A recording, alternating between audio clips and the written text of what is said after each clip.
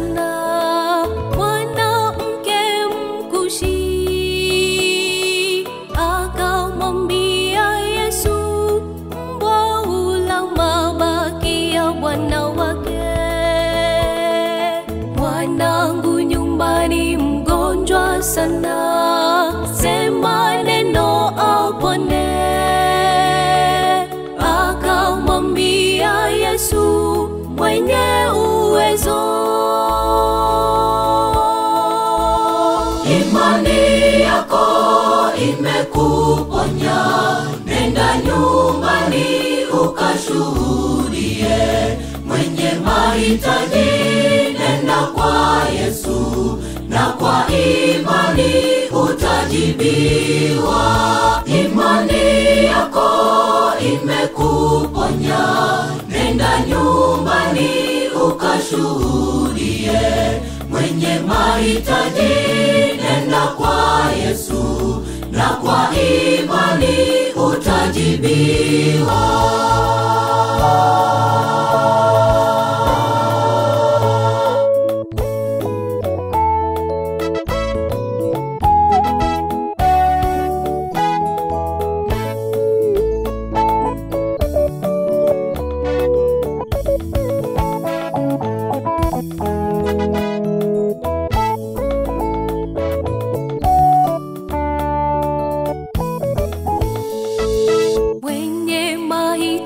na kushauri, nyenyekea kwa Yesu,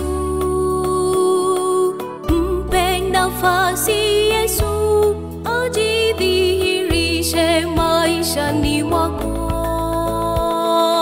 Ondoa shaka maishani mwako, mweleze shida zako, na kwa imani Yesu atakujibu. Imani yako imekuponya, nenda nyumbani ukashuhudie. Mwenye mahitaji nenda kwa Yesu, na kwa imani utajibiwa. Imani yako imekuponya, nenda nyumbani ukashuhudie.